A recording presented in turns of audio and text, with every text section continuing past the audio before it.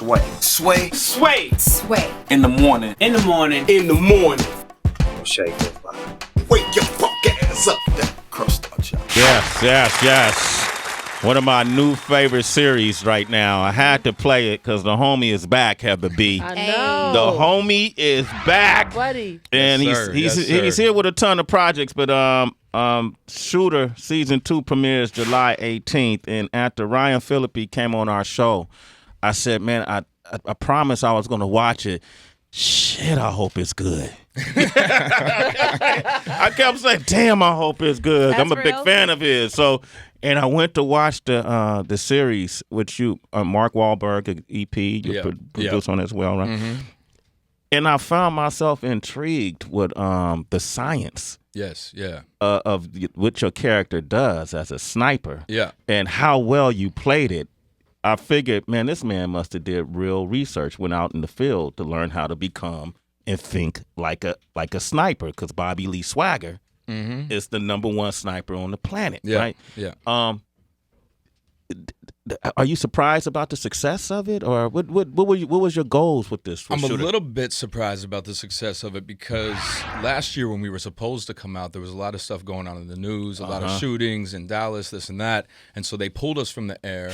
There was a question at some point as to whether or not we were going to go back on the air, and then the show premiered, and it found an audience right away, and I couldn't be happier because I love playing the character. I love working with Omar. We love the training.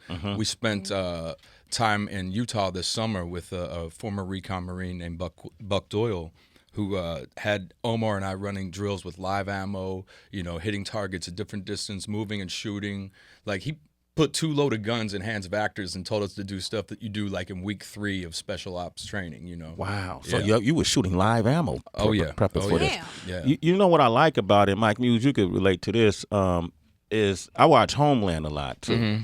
And Homeland makes you feel like you're actually witnessing what actually takes place in the Middle East. They probably changed a few names and tweaked the story a little bit to kind of throw you off the scent.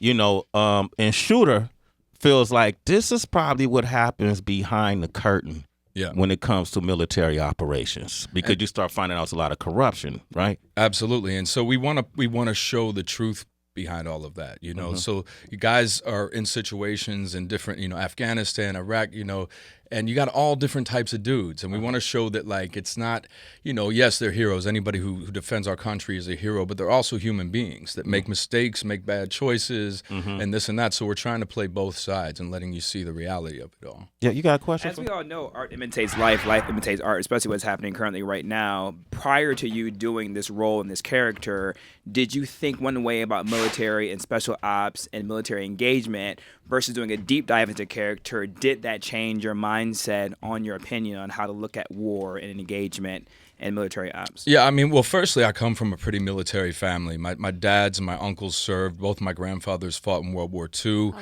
And I've done a fair amount of military projects throughout my career. I did Flags of Our Fathers with Clint Eastwood. I did this movie called Stop Loss. But what I didn't know, I hadn't spent time with Special Forces soldiers before. A Special Ops Marine is trained in field medicine, various languages, mathematics of all kinds, because as Sway was mentioning earlier, a lot of that goes into sniper training. You've got to understand windage and elevation, sometimes even the curvature of the earth, the density of the air. So these guys are not just your standard grunt, or these dudes. There's a lot of money that goes into training them and into making sure that they can operate in the field under any circumstance. So I was impressed by the skill set that these guys possess, how and what high quality, high functioning human beings these dudes are, and that inspires me. But did it change your opinion? Like, did you have one opinion going in, and then once you did a deep dive, did it change your outlook? Not necessarily. I think it was just that I wasn't aware of how well trained in so many different diverse areas these guys were. I mean, I think that was the biggest eye opener for me. I went down to Camp Pendleton, the Marine base there, spent time with the chief of the sniper school. That's where I learned for season 1. Because season 1, I was on the long gun a lot. I was on the run. My character was set up for this assassination. He had to do a lot of things from distance. This season is a completely different story. We're doing a lot more like close quarter combat stuff. So Omar and I spent a lot more time handgun training and training with the AR, but like in close quarters, you know, buildings and those sorts of things. So each year, that's the great thing about our show is we have 8 novels written about this character, Bob Lee Swagger. And so each season we use one of those novels as the basis. And so you're getting a different movie essentially every year, which I'm really into. You own a gun at home? Right. I don't currently. No. You don't currently? No, but I gotta say, man, I'm getting into it, and I'm also good at it, dude. I'm real good at it. The last training session we did this summer, I hit a shot at almost a mile, which there's only a What the? there's only I mean, there's like Buck Doyle himself told me there's only a handful of people on the planet that can do that. You hit a target from a mile away? Almost, yeah, almost 7/8 of a mile, yeah. Yeah. See, you should get Kevin Hart should train with you, you know, because the different people get in their houses burglarized, and you could go ahead and have a drink, eat a sandwich before you even pull the trigger. Yeah. I mean, it's a pretty powerful feeling, man. And the crazy thing is, too, when you're firing at that distance, it takes a couple seconds to get there. You know? And so you're waiting to hear that it hit that steel, and it takes some time. And, you know, there was just a recent real-life story. A Canadian sniper took out an ISIS insurgent from 2 miles away. Longest shot in history, probably never to be duplicated. It's all been verified. But, I mean, that stuff's amazing, man. And to get into it and to learn the science of it, it fascinates me. Man, Ryan Phillippe is here, man. I had to talk about Shooter. I know we're here to talk about Wish Upon, which is in theaters this Friday on the 14th. Let's talk about it all, Let's Sway. talk about it all. I want to talk about some hip-hop. I want to tell you what I'm listening to. Okay. I want to put you guys onto some new shit, like all of that. Oh, there we go. I'm not even kidding, though. I know, because I got a contestant for 5 Fingers that'll come in here and kill it. I'm telling you. Man, okay, now you're going too far. Hey, I wouldn't say it if I didn't believe it. I know this show. I know how hard that shit is. Well, you hit me when Shia came by, and you hit me and said, "Man, I was really impressed by Shia." I was, man. Yeah, man. And right now, Shia Labeouf is the #1 MC in Hollywood. That #1 actor turned MC in Hollywood. I agree. Not MC turn actor, but actor turn. You agree with that? Yeah, and if I wasn't 42, I'd come for the throne. But you know. But I was going to ask you about that, man. You want to think about it? Yo, last time we talked, when we talked about me coming on here and spitting a little, you were like, prepare. You got to practice, Ryan. You got to practice. You know what I have had no time to do recently? Practice. AI style. You ain't had a chance to practice? A little bit. I got a little bit of something. Let's see where it goes. There we go. Where my sonny's at? Let's warm up. Let's see where it happens. Let's see where it happens. See where it goes. Ryan Phillippe, Sway in the morning. Land of the hyenas. Yeah. Shade 45. Can you rock to that? Yeah. Take your time with it, Ryan. Oh wait, you put me on now? Yeah. What? I thought we were going to break or some shit. Yeah.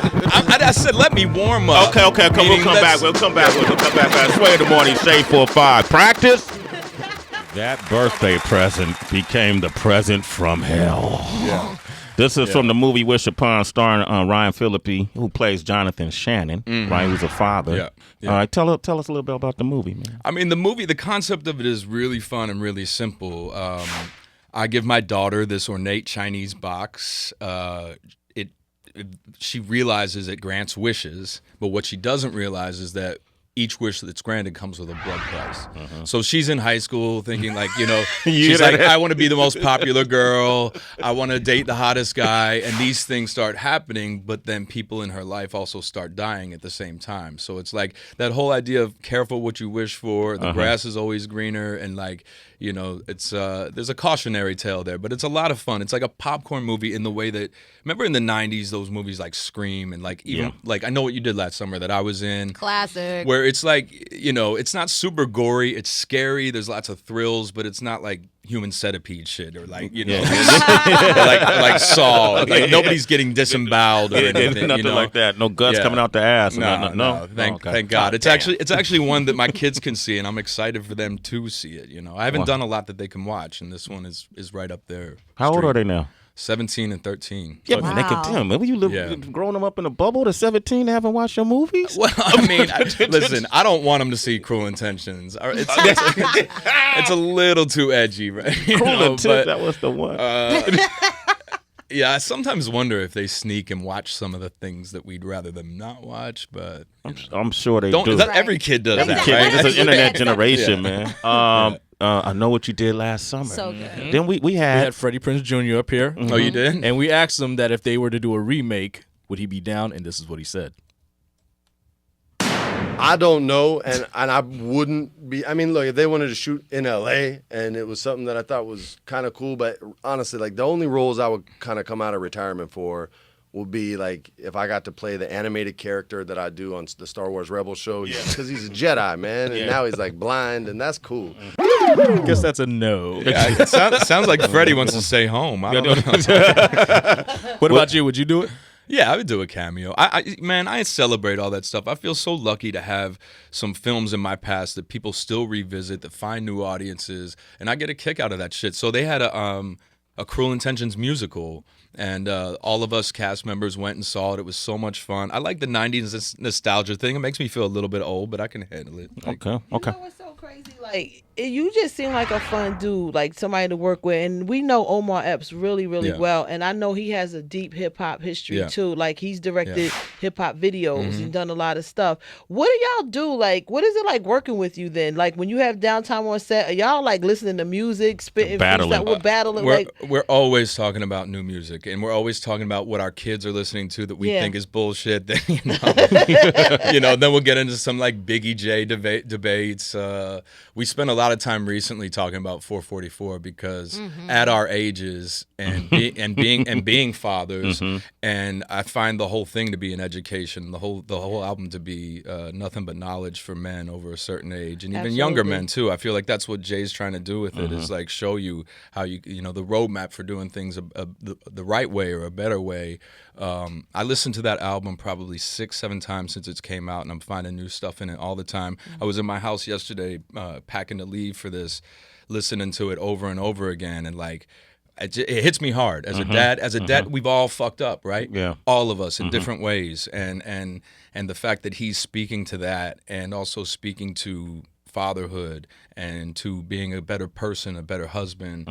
I mean, to me, it's the exact album I was hoping it would be. And especially at this stage in his life, to be able to put out, I don't know if it's been another artist, a rapper that's been, 47 or 46. No. And this relevant. And this relevant, and to make this kind of noise. And the other thing I like, because we're in the same age bracket, is the talk about financial literacy. Yeah. We don't hear that a lot. We hear about spending and spending and spending and bragging, but not how to establish like a legacy of financial stability. Yeah, and so many people who get rich quick or get rich young don't know what to do with it. Yeah. They just don't. You see it in athletics, you can see it in entertainment, you see it in music, you know. And so the fact that he's trying to lend a helping hand, I think, is huge. So you directed videos for Post Malone, right? Yeah. I just directed 2 for him that should be coming out in the next couple of weeks. You remember the titles of the songs? Yeah, one is for the song Patient, and one is for his ballad, actually, Leave, which I kind of shot like a rock and roll video. So I did one hip-hop video, which is Patient, which is all like black and white, and he's getting a tattoo during the video, which is dope. And then I did this song Leave, which is, I did kind of like a 70s rock style vibe to it. What got you into Post Malone? White Iverson, when I first heard it, blew my mind. First of all, I'm from the Philly area. Allen Iverson was my favorite basketball player. I just thought the song was so smooth. The production by First is so insane on that track. I couldn't believe he was who he was when I met him for the first time at Coachella maybe 3 years ago, before anybody really had heard of him. And so I stayed in contact with him and his manager Dre, and we've just always talked about. I tried to direct the White Iverson video. I had a killer concept. And AI would have been there at the end, put a towel on his shoulder, But they wanted to do something that was more lifestyle. Okay. Damn, that would have been dope. Yeah, it would have been great. Yeah. But so we've just stayed in touch and try to find ways to work together, and we're going to continue to. Post might pop up on an episode of Shooter at some point. Okay. He wants me to kill him. Okay. But man, and I've heard some stuff from his new album, and it is going to be, massive, and I love the guy too. Just we shot 2 days, 2 videos in 2 days.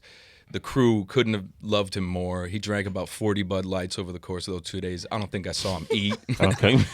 This cat's just about his Bud Lights and his music, man. That's his thing. He didn't smoke none, did he? No, he didn't. No. He doesn't do it. He said he smoked once way back, and he still feels high. So yeah, you smoke?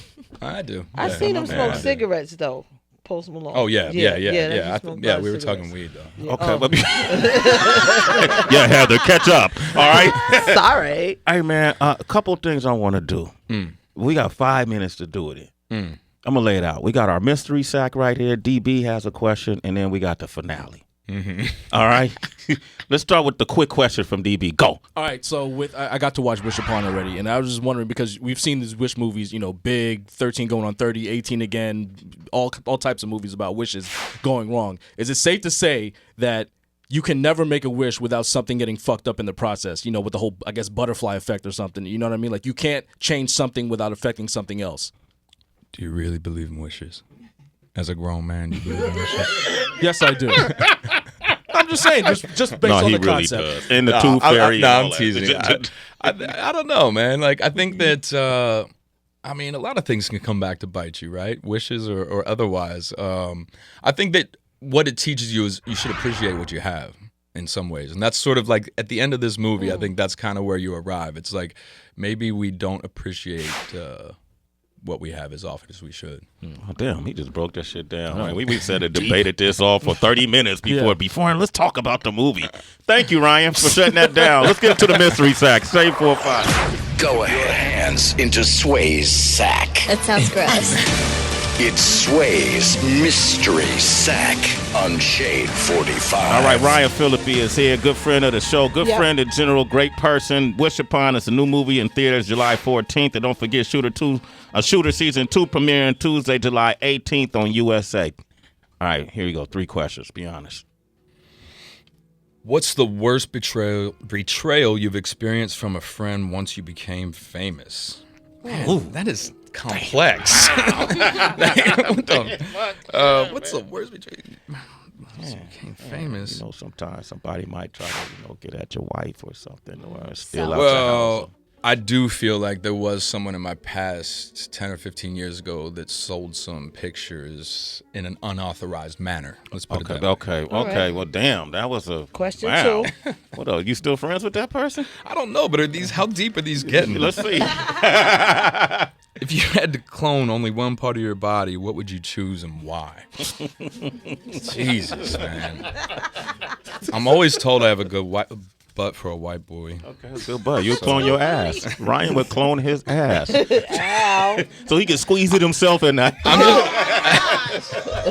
Wait, for me to keep? Yeah. I don't know. Like these questions are weird, man. They get better. Oh my God. What I say? What's the craziest thing you've seen at a VIP party? Man. I mean, if you can imagine it, I've seen it, first of all. You seen somebody get head at a VIP party? Yes, I have. Let's send it there. Hang out with Ryan. Damn, man. Take your shirt off, when you gonna stop working so we can hang out? Yo, but before this finale, a couple things. I really want you guys to have Cal Scrooby in here. I really do. Okay, Cal Scrooby. Who's this guy from Cleveland, right? Yes. Young kid. He can freestyle like nobody else. His flow, his sound is so special. I'm telling you, he'll come in here and lay it down. Let me hear a little bit of him. Man. I don't talk shit for the hell of it. I don't got time for the games. Since 22, I've been killing shit. How did I not catch a case? I don't got a drive for the relevance. Rug, but I rap like a veteran. Knock on the door, but I let him in. Look around the room, who the elephant? Got the same print on my Jumpman 3s. True blue OGs. The fake ones look like yours. The real ones look like these. Used to be 2 for the work, but now I gotta double my cheese. So now it's like 4 for the verse. So I gotta cover my fees. Okay. I call my lawyer tonight, he said we square. That's freestyle? 400 an hour, think this off fair the for dome. my Off the affair. dome. Yeah. I need all that Let me look at him. Let me see what he look like. that we can share. I just keep it 100, keep it moving. Damn, he don't look like I thought he was gonna look like. We don't start no shit, won't be no shit. Got some motherfuckers who acting childish on some old Gambino shit. This kid's gonna blow. He's gonna blow. He's gonna blow. I drop a clip like Stilo Grim and go out like Pacino did. Real up? No gun talking, no gun talking. I'm throwing like shots Cal at my Scrooby, okay. Yeah, so there's him, and then also, have you guys know this group Brockhampton? Have you heard about Brockhampton yet? Yes. You know Kevin Abstract? Kevin Abstract's a rapper who's like the head of Brockhampton, but Brockhampton's the new like hip hop dude group. There's like 5 guys in it. Their new album is so killer, man. Okay, So killer. Yeah. Yeah, okay. So check that out. And then who else? Pull that up too. I mean, you know, Ryan about to program Sway in the morning. Who else? You hear him, right? You know, I mean, those are the like new unheard ofs, Okay. you know. But like, I'm way into. I listened to the new Savage album, which was way more mellow than I thought it would be. Like it's way laid back, and I can't stop listening to Kendrick. I can't. So you go from Jay to Kendrick to Savage. Yeah, Yeah, all that's of it. all of it, but yeah. dude, most of my playlists are like a 19-year-olds. Like you know, I listen to all the new young stuff, all of it, everything in between. Just hip hop is the music of my life, man. It's just like that's just it. That's it for me. Who you think got the better deal? Who came out ahead in the Remy and Nicki battle? I don't know, but Remy laid down some crazy verses recently on that Fat Joe song. I'm gonna go with Remy. Remy? Okay, Yeah. okay. Cool. What about you? I thought that's a good question. I thought Remy Remy on Money Showers. Remy on Money Showers was so good. Her verse on Money Showers was so good. Yeah, that's a good question. I never thought about who I thought won. I just was fascinated by the whole, you know, I like rap battles. Yeah. You know, I think that keeps the game healthy. You know, I think it depends on how you look at it. You know, Nicki didn't do a whole lot lyrically, but she became the most celebrated, Ever. the female artist with the most songs on the Billboard chart ever, and all these. So it depends on how you look at it. Yeah. But the actual rap battle, I think Remy probably shocked the world when she came out with the first Ether. Yeah. Even though they pulled it off the internet. Yeah. Sheether. Yeah. Sorry, my bad. Yeah. So I might agree with you there, Ryan. There you go, right, man. See? Yeah, just so I know could something. just so I can get to this finale right now. Welcome to the land of the hyenas. Yo, Ryan Phillippe. He going for the crown. Dude, this is so not right. Number man. 1 MC coming out of Hollywood. Nah. Hollywood to MCism. You got it, baby. I don't think I do, though. Yeah, let's see what it worked like. If I'm gonna take a shot, I'm not planning on missing. Bob Lee swagger with the Smith and Wesson. But I can duck down too. Got P tatted on my arm, so I keep rock round too. I do. 2 to the chest and 1 to the head. The truth is my best. Take honeys to bed. And do the things that you can only dream about. Go ahead and hate release and let your anger out. Please don't keep it inside, cause jealousy and envy fucking eat you alive instead. Find a pillow and fold up. R.I.P. to Nate Dogg, homie told you to hold up. Crash into me with cruel intentions, and I'll take away your girl and do some things that we won't mention. I don't know what she did last summer in the front seat of my caddy. No, I don't drive a Hummer. I'm trying to keep it clean, cause I'm a father and a daddy, if you know what I mean. A polymath machine. I can still get inspired, like when an actor comes on Sway and starts spitting some fire like Shia. Shia was nice, man. Labeouf was a beast, and there will be no disrespect, cause I don't want no LaBeef. It's okay to be surprised, man. You couldn't expect this. Mouths hanging open like when Trump was elected. Yo, so can Phil's really rap? The dude come here to play? Well, I guess you got the answer, Sway. That was